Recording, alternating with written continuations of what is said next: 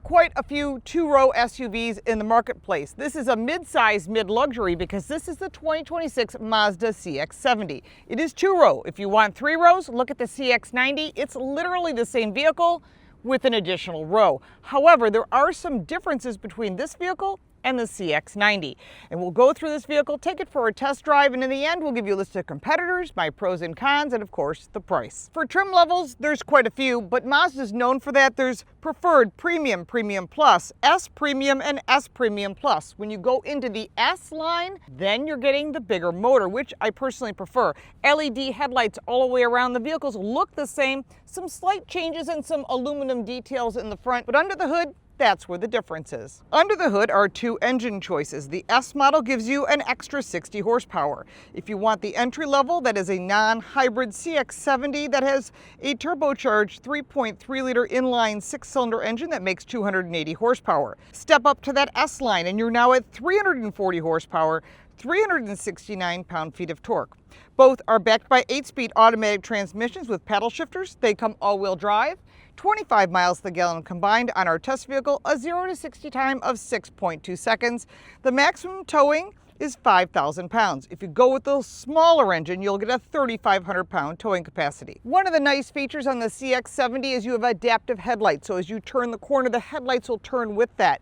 Nice little details that are typically on premium cars, and that's where that mid-luxury comes into play. Inline 6 details located here and 21-inch alloy wheels. In our case, they are black, but you can get in other designs and, of course, other colors. Power panoramic glass roof across the top and aluminum roof rails. Privacy glass on the second row and where a third row would be if you buy that CX-90. You've got dark colored materials here on our test vehicle, and the warranty, well, that is also a very important factor, which is 3 years, 36,000 miles. Powertrain is 5 years, 60,000 miles, and there is no complimentary maintenance, so check the competitors. Some of them do include it. Inside the vehicle, well, that's where you're really going to see more luxury. The details of the two-tone interior, really nice. Leather is an option on the higher trim levels. Leather steering wheel that is heated. The seats are heated and vented as well. Very nice details, soft materials, and stitching throughout. Two 12.3-inch center screens. We'll show you that when we take it for the test drive in just a second. Heading into the second row is really nice. And by the way, I do like this interior. There is a red interior option available as well. There are child safety seat latch attachments on the outside seating. Armrest is large and has two cup holders built in, which I do appreciate, and the seats do fold down 60/40. Behind each seat is a pocket. In addition to that, behind the center console is two vents, two USB-C charge ports, and 3-stage heated seating, as well as climate control.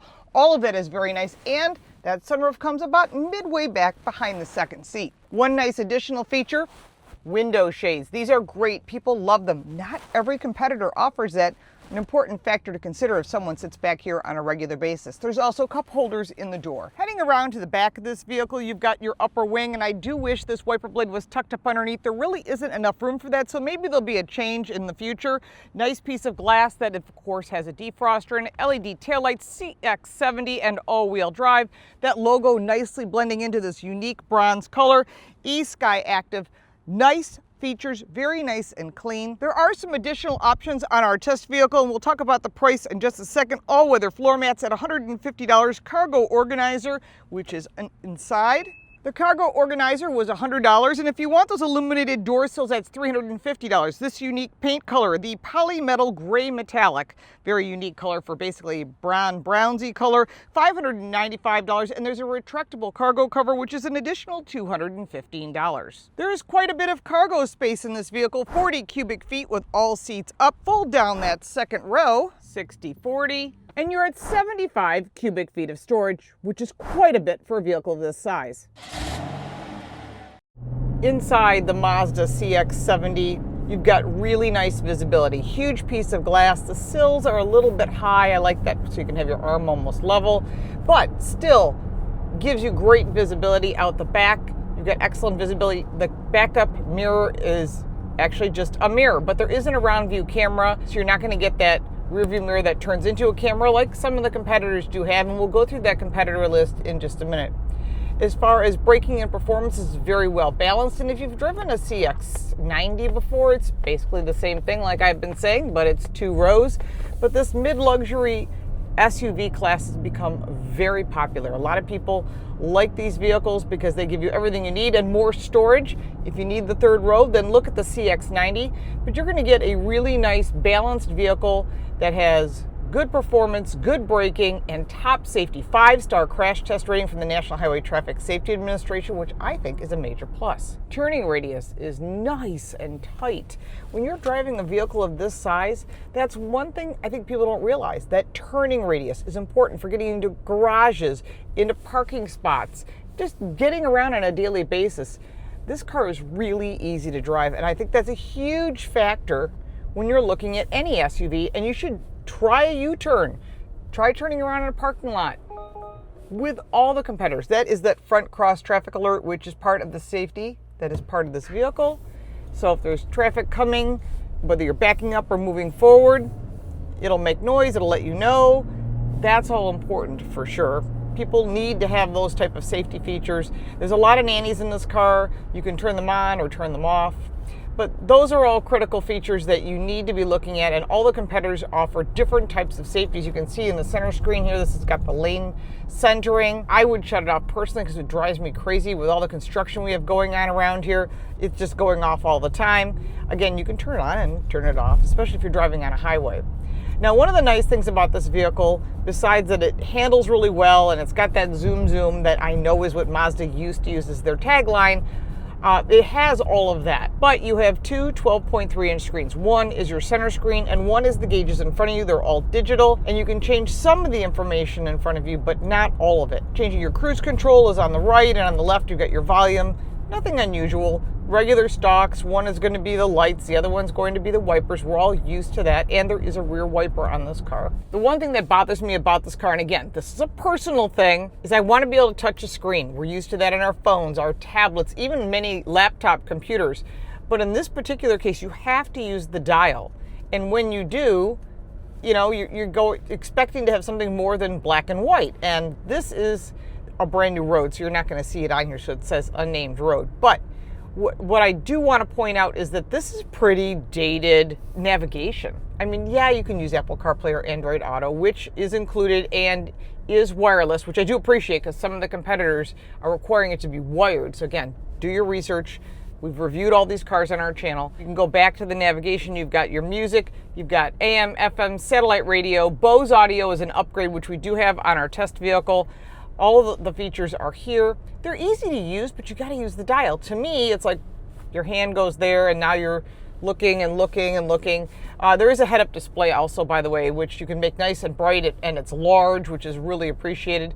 But going into the settings mode, you're going to find all of your in-vehicle and safety vehicle settings here. They're all explained for you, and that's also Alexa-based. So all that is really nice, and your in-vehicle displays can be customized. You've got all your information, whether you want to change your center screen, day, night mode, all that kind of stuff. All of that is right here, as it has always been on all Mazdas. All right, let's try a 3-point turn, because that's something that you may have to do. Turning all the way full lock, very nice. Nice lever shifter. That backup camera is nice and crystal clear. Very good.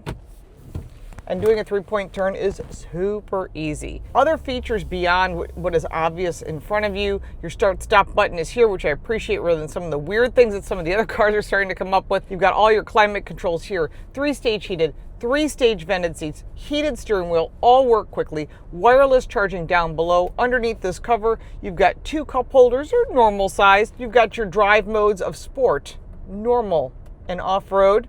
You're probably not going to off-road this vehicle. Maybe if you're on a dirt road, but this is not meant to be an off-road vehicle. Your normal mode is perfectly fine. Sport is great if you need to accelerate beyond someone, you want to have a spirited drive on some cool curvy road. But for most of the time, the normal is more than fine. You do have hill descent, and you also have the ability to hit those cameras as you're driving. You can see, shows right there. Really nice, easy to use. Split center console, you've got more charge ports in here as well, and you've got a regular outlet for a radar detector, whatever you want here. Gigantic glove box here. Beautiful, nice, soft materials. This is a mid-luxury car. This is not luxury. This is not a Genesis. It is not an entry-level car. It slots in that sweet spot in the middle, which I think is becoming a very popular segment. You're getting a gigantic glass roof that goes all the way back as well. Lots of nice features.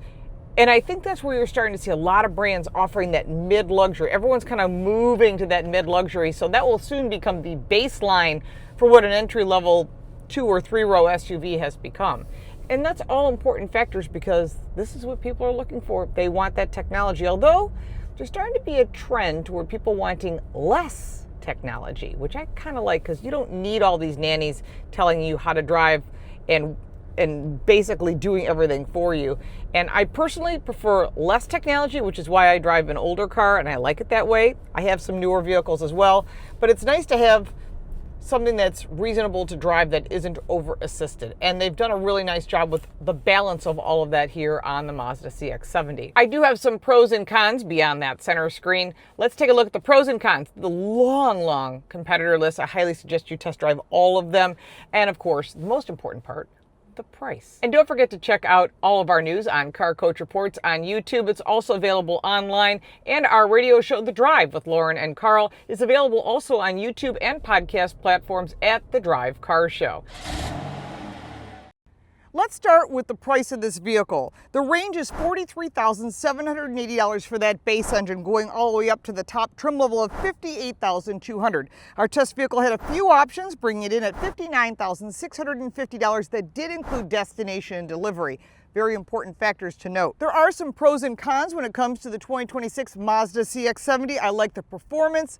Always a fun car to drive. And of course, the details are really nice, giving you that mid-luxury feel at a reasonable price compared to other cars in this category. On the negative side, that center screen I find completely frustrating, that you cannot touch the screen that we're all used to on our phones and literally every device that we have.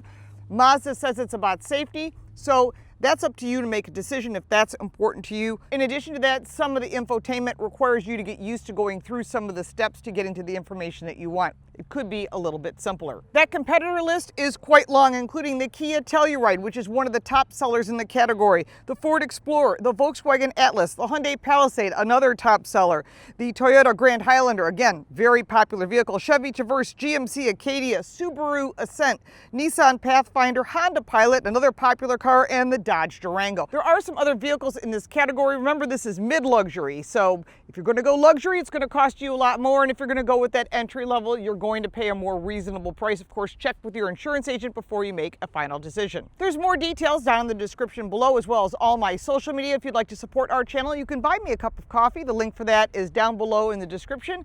I'm Lauren Fix. Thanks so much for watching.